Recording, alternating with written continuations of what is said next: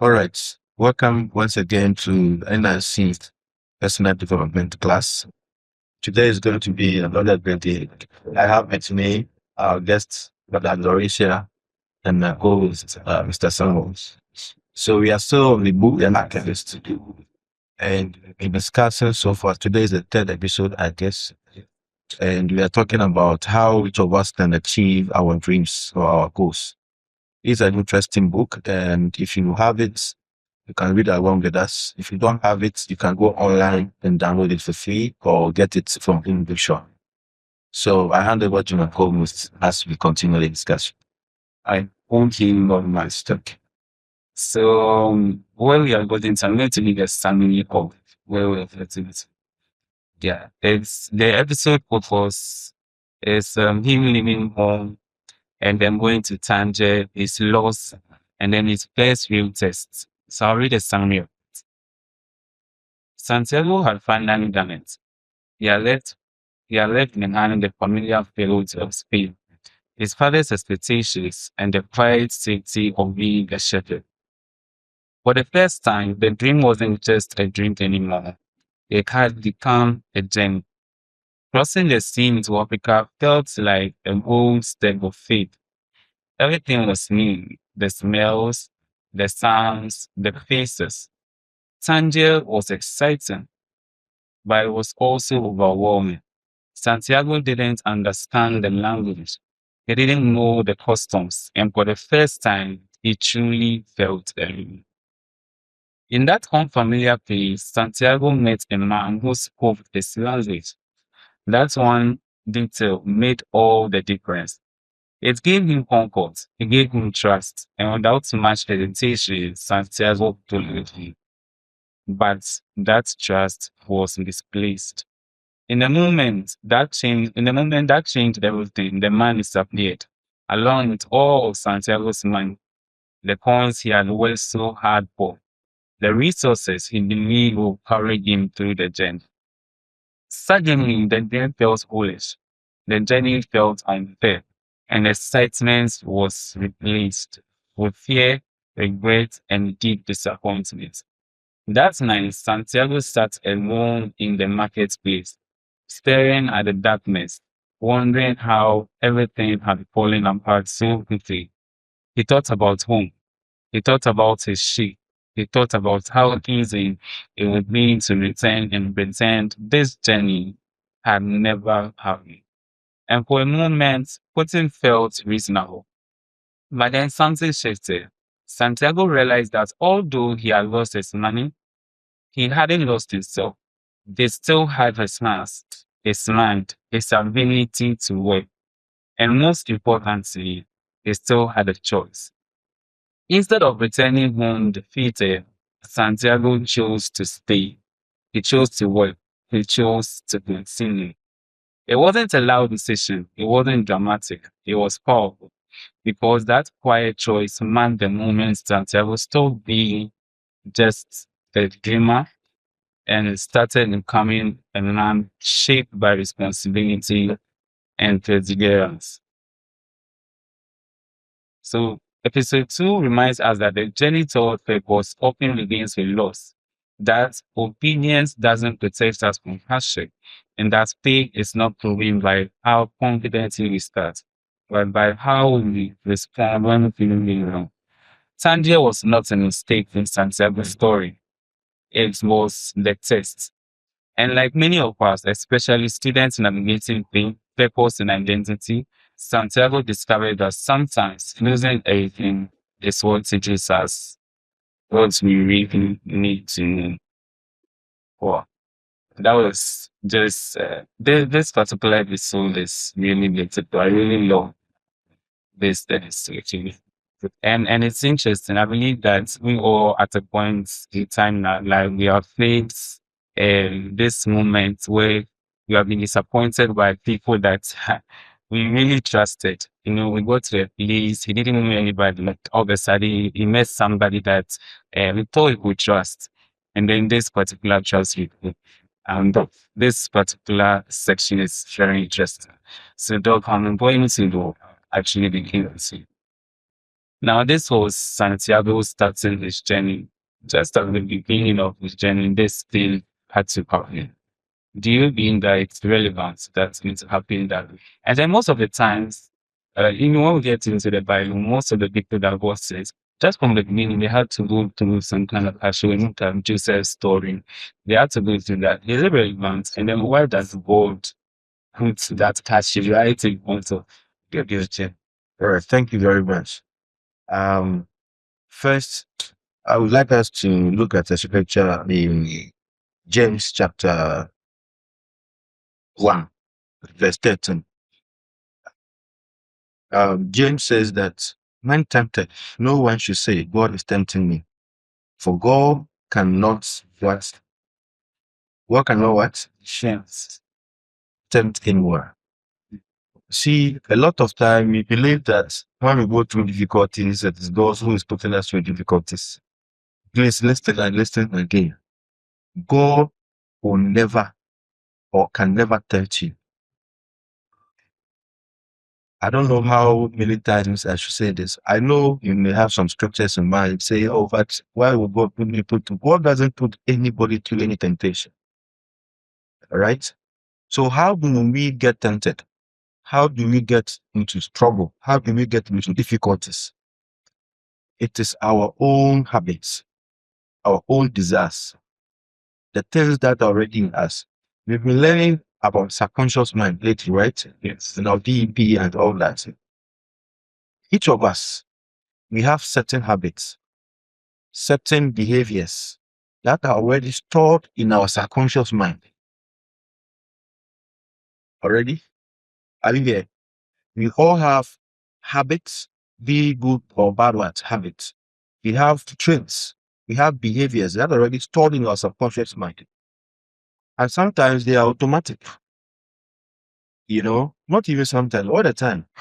Every habit has become a second nature to you.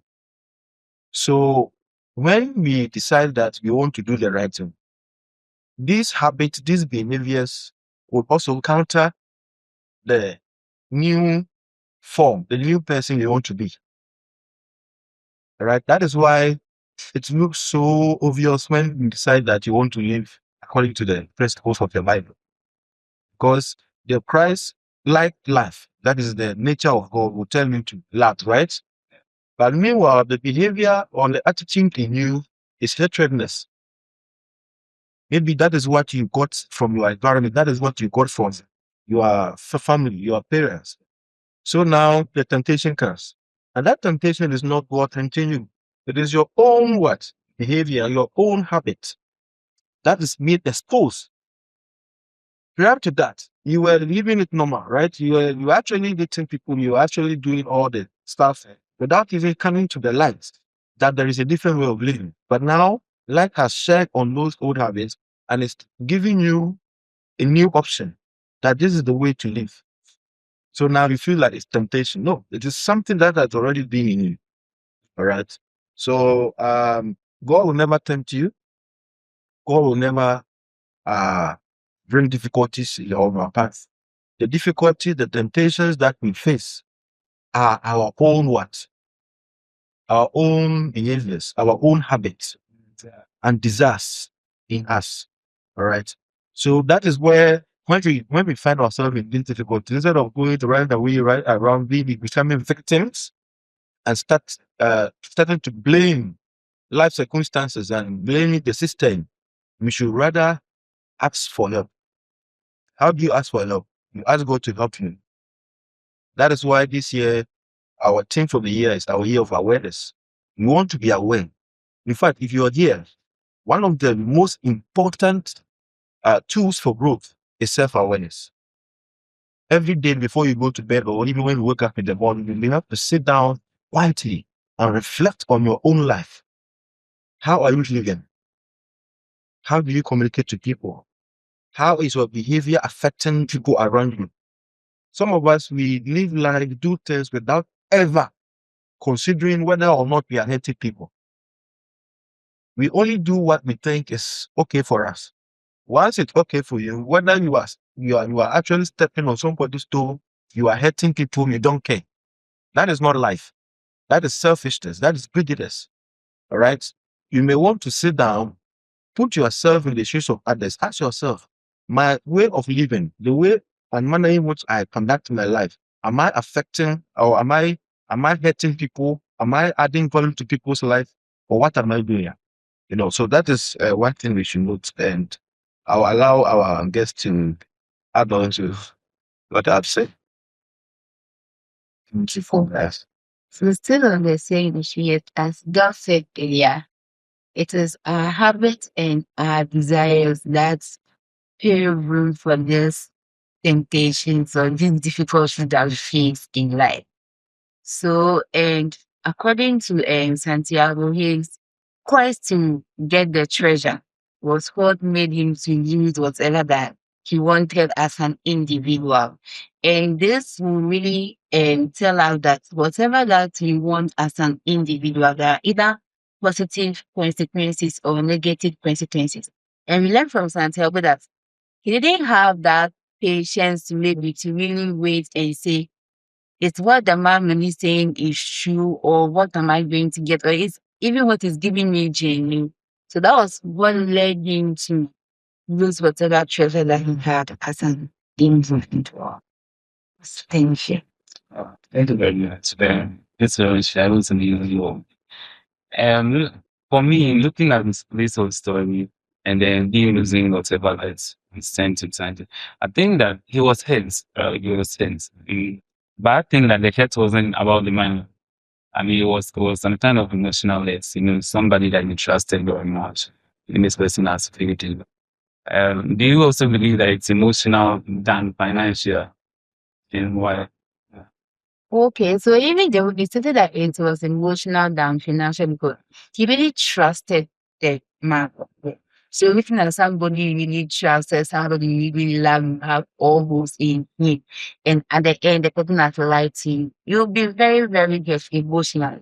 So yes, I think it was more emotional than financial. Probably in such a situation. Yes. I will explain a bit why when we lose something, that the effect is more emotional than the actual loss of the thing.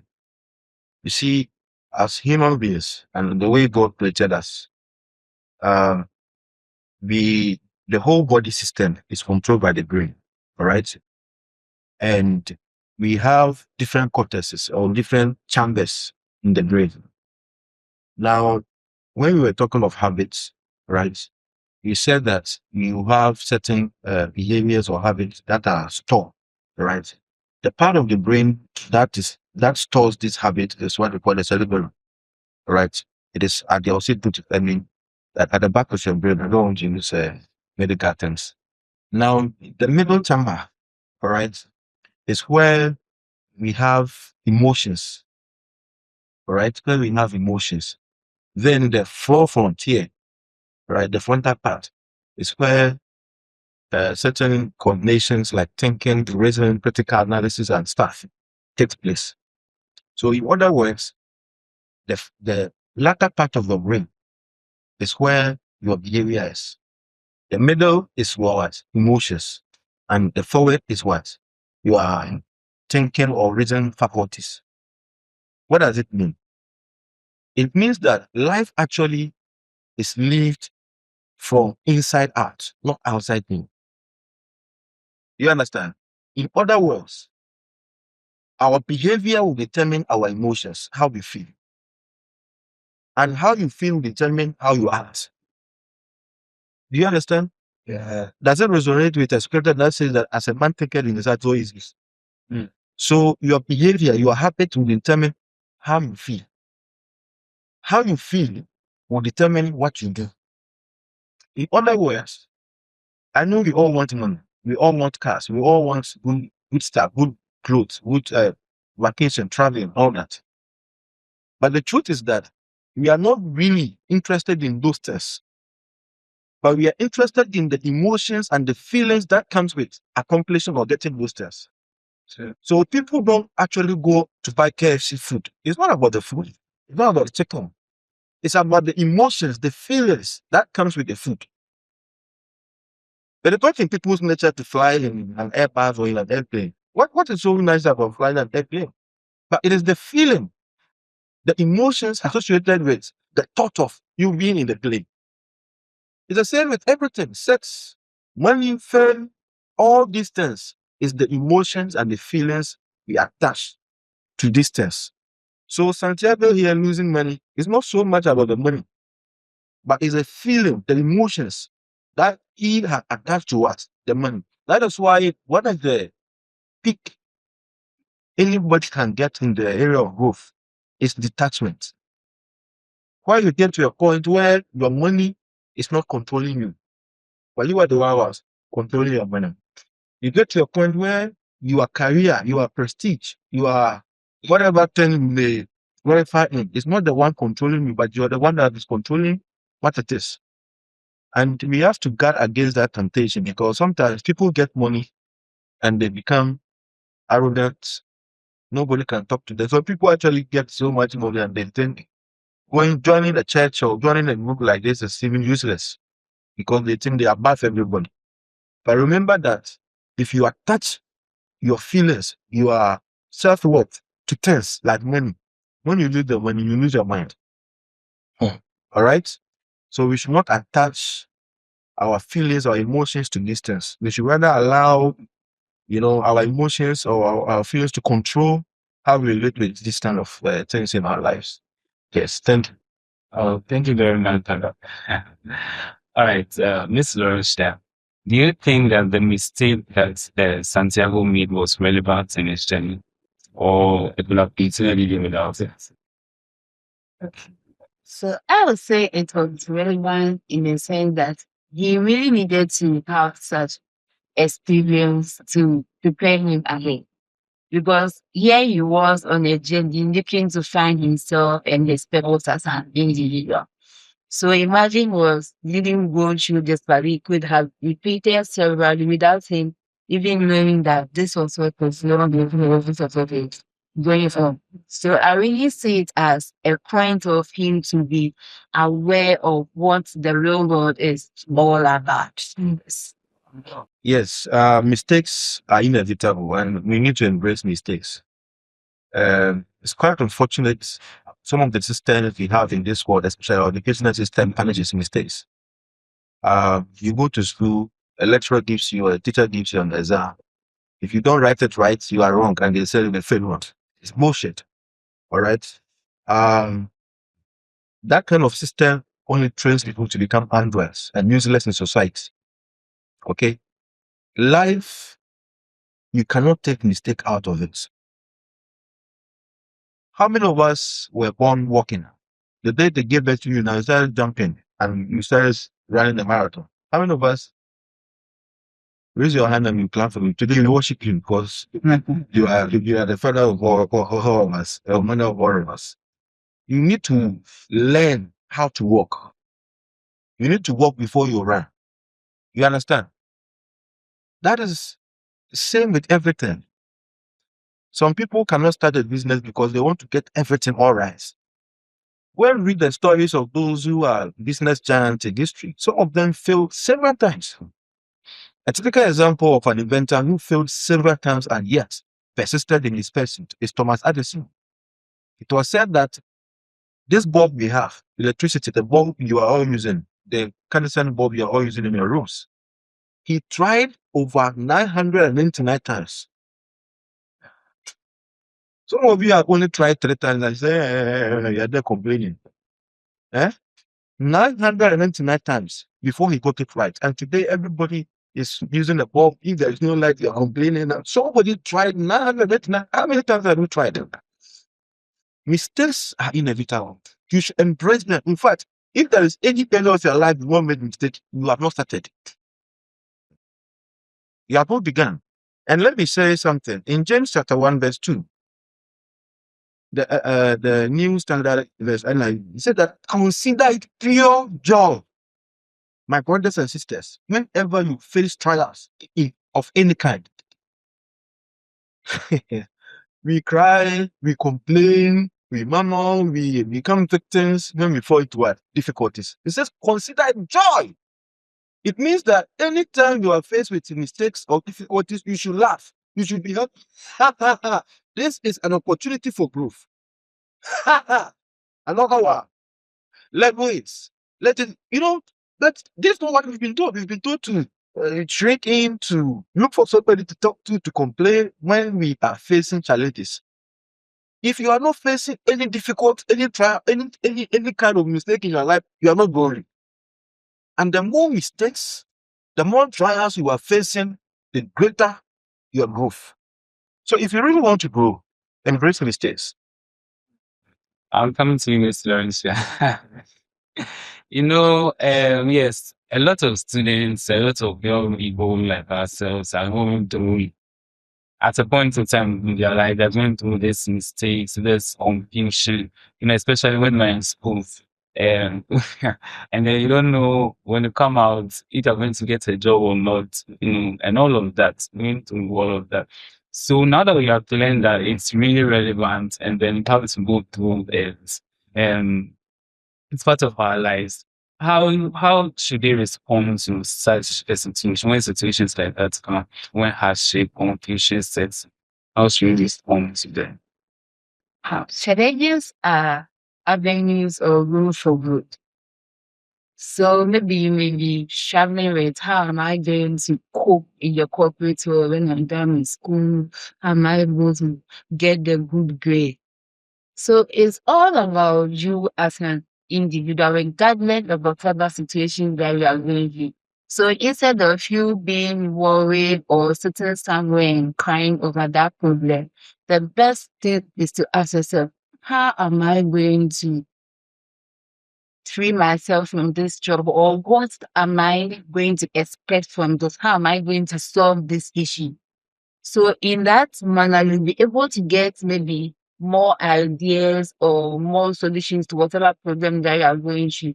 Maybe it's in a sense of business arena. So when I complete school, I'm going to just apply for jobs and application. But you as an individual, what can I do? What skills do I have to offer as an individual? So you have to make a difference in your world. It's not just going about the normal now that yes, it's computer school, so you have the certificates, you are going to apply for a job. You have a skill, maybe you can learn a skill. Now there are numerous of skills that you can learn around. So instead of just focusing on what the world has to offer for you, you should also focus on what to offer to them as an individual. Thank you. So it's quite unfortunate. I still don't understand. Maybe one of you can explain to me why.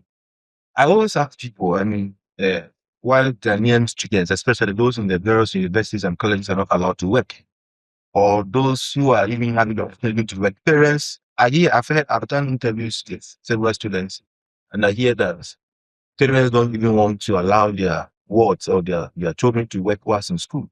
Why? I want to know why. If your parents listening to me, why don't you want to allow your child in the university to work?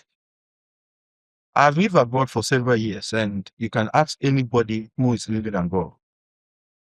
Almost 90% of university students or college students outside the country, I mean abroad, in Europe, Asia, US, they are working. Students in level 100, level 200, 300, 400. After school, they go to the malls to work. Some go to library to pack books. Some go to restaurant to become waiters and waitress. Some drive cars, Uber, Boats, and all those things. And yet, we here, we call ourselves poor country. The rich people are working, and we are here. We claim we don't want to work because we're in school to study. Sometimes students only spend 4 hours the whole week for lectures, and the rest of the hours they are sleeping. If you don't start working whilst you're a student, how will you get experience in the corporate world when you come out? And these days it's so funny. It's so. I mean, I don't get it. And employers or employees, employees. No, it isn't employers. Yes, employers. Employers who writes a job description and add 2 years of work experience, Yeah. 3 years of work experience, 5 years of. Then I ask myself, the guys who are going to apply, what experience do they have? Because when they were in school, they never went, even internship. People go on internship and they just go and sit down. Some become errand boys and girls. And what the so-called national service we have in Ghana is so funny to me. Serious, you know, people go on this so-called national service and they become errand boys buying white chair for people in the workplace. You see. So please, if you are listening to me, you're a university student or you are a graduate, even if you are not getting a place to work, to get experience, volunteer.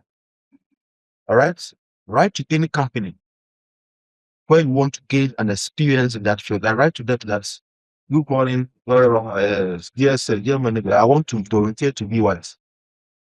To work in your company to gain experience. And you know the good thing about that? When you start doing the volunteering work, any reasonable boss seeing the works in your effort to start putting on an allowance, they can ask, how much is your transport from where you are to this place? I mean, reasonable people will do that. And for all you know, somebody at the place who is paid to do the work is not doing it well, and you can replace them. All right. So please, instead of staying home and saying there is no job, there is no employment, volunteer. I know, I believe we all had our moments of betrayal, our moments of disappointment. So we are going to share. We are actually going to share. I like to start with mine. It was back in secondary school when I was introduced to betting. Please. I remember, I mean, when you start like that and then the money, when you do it, and then I'm not into football, so I do instant virtuals. Instant virtuals. I just think them in and I do. Sometimes it's good, and then the money will come. So I remember, 2 weeks to vacation, they called that period a week, right? I didn't have anything. And then before you get Gary or anything from somebody, you have to pay for it. Like, because the person will give it for you. And so I remember I was really hungry one evening, and then I called my dad. My dad sent me 50 cities. Okay. And I wanted to double the money. I wanted to double the money. So I went to play the thing and, instant virtuals. Come on. That day I cried. That evening. No, no, I gave me. So I was asking for one CD. If I could get just one CD to play and see if I'll get two CDs and then two. I didn't get anything from them. And I think that I learned a lot. See, from that time, I never did that thing again. I never went to bed when I never did that again. So yes, true. And this thing they really teach us, right? Betting is not good. Betting is not good at all. All right, so to my audience, can you see we have any experience like that? Okay, so on a topic of uh, betrayal, perseverance, and then a bit over the share. Okay, so I personally, I don't give up. Okay, I have this notion in mind that I want in this world to be confident.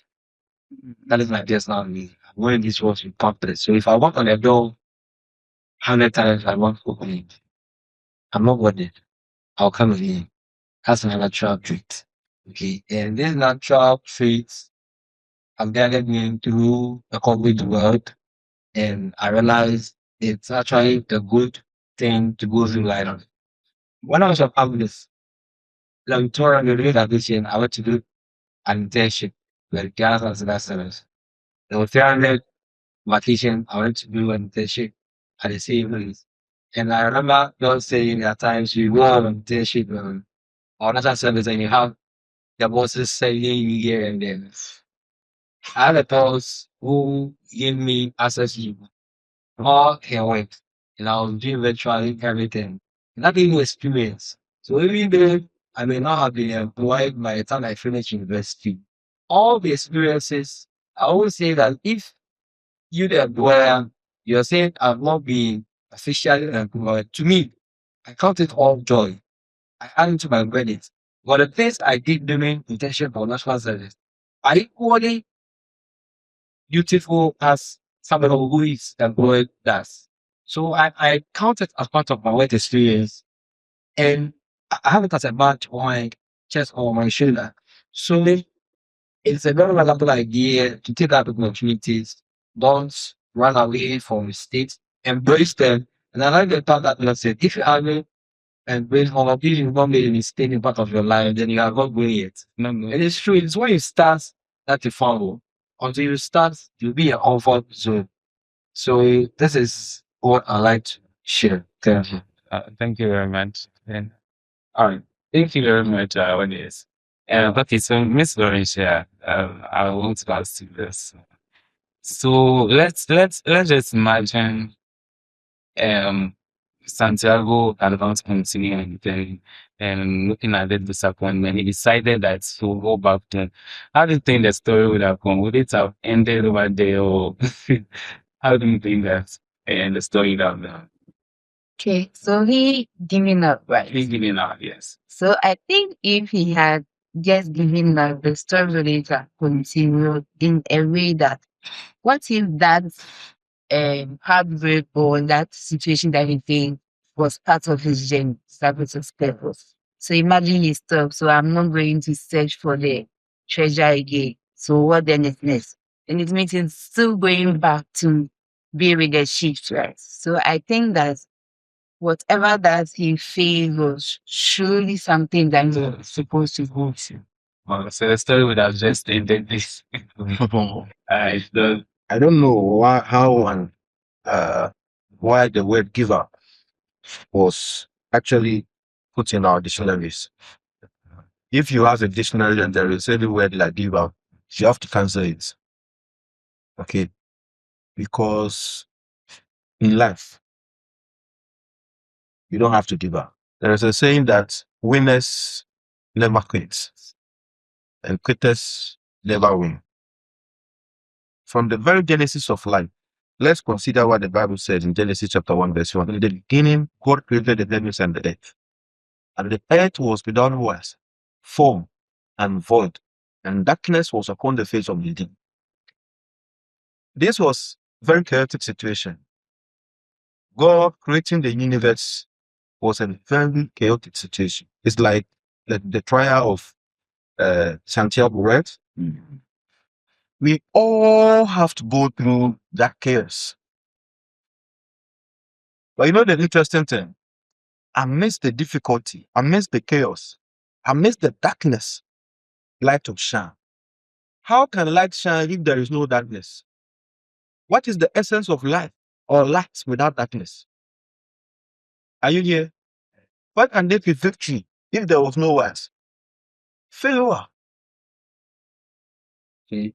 We are all looking for victory, but we don't want the failures. Then you are a scam or a scammer. How can you expect to win if you have not lost before? It's like wanting to be where you have not lost. So this life, challenges, difficulties, mistakes, trials, they are part of life. So Santiago not giving up was the right decision. And I don't know what area of your life you want to give up. Some of you, I know, even want to give up on life itself. You want to commit suicide. I don't know why you want to commit suicide, but if you are listening to this and you want to die, you want to vanish, you want to commit suicide, just contact us privately. But one thing I can tell you is that you don't have to give up. All hope is not born. This moment you find yourself in is the last minute you need to experience before your victory. Don't give up. Never. Yeah. thank you very much. Don't give up, never give up. Mistakes are part of life. So, Miss Laurentia, well, let's summarize a little. And when people were to summarize this call at the Alchemist episode 3 in just one word, what's it mean? So I would say challenges are bound to happen to us in life. We go through the trials, we go through the difficult. But one thing we should always bear in mind that we shouldn't give up. There is always a goal to something. There is always light at the end of the tunnel. So yes, never give up regardless of whatever situation that you're going through. Thank you all for joining us on this episode. And what I will say is that If you give up, you're a loser. And in fact, there is no loser in this universe, in this world. There's only those who give up who are losers. So whether you've lost and you want to give up, please, you are not a loser. Once you don't give up, you are always going to win. Thank you.